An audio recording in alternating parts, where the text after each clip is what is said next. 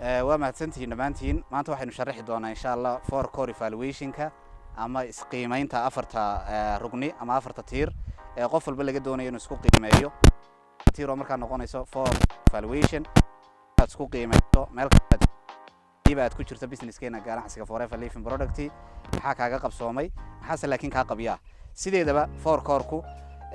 qof yar iyo qof weyn qof darajo hoose ku jira iyo qof darajo sare ku jira labaduba waa u baahan yihiin inay sameeyaan oo ay si guud isku qiimeeyaan oo waliba for core-ka ay ku fadhiisiyaan marka qodobka koobaad inta badan wuxuu ka hadlaa productivity-ga wax soo saarkaaga wuxuu ka hadlayaa macnaha clients-kaaga sideed macnaha wax u gadaa sideed tafaariiq ama macmiil u samaysaa sideed macnaha maxaan ku dhahdaa sidoo kale adigu maxaad isticmaashaa buu ka hadlaa productivity-ga adigu waxaad isticmaasho ayuu in badan xooga saaraa qodobka labaadna waxa la yiraahdaa waxa weeyaan retention ka daba tag baa la yiraahdaa macnaha follow up wax kasto aynu qabanayno oo aynu sameeynayno oo aynu qorsheysano oo aynu isticmaalayno ama macmiil aynu yeelano ama team aynu leenahay ma ku samaysaa follow up dabagal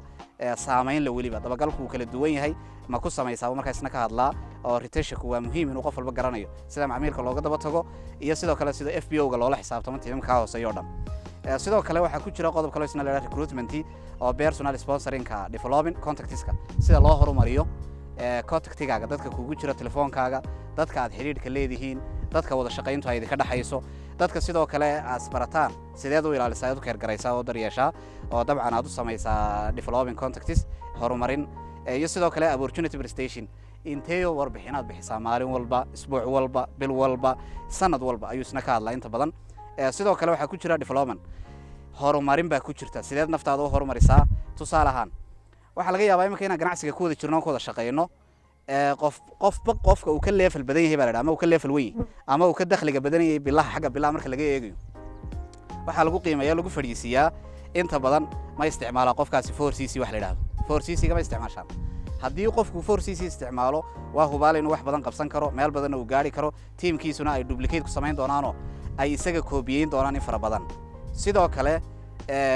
sales level-kan waa lagu eegaayo even teleg baad samaysaa even teleg ayuu qof walba sameeyay marka intaas uu kulli ka hadlaa for core-ka oo runtii aan soo koobay marka waa isqiimay adigu si aad u qiimeyso marka teamkaaga si aad u qiimeyso ganacsigaaga si aad u qiimeyso horumarka dhaqaalaha ku soo gala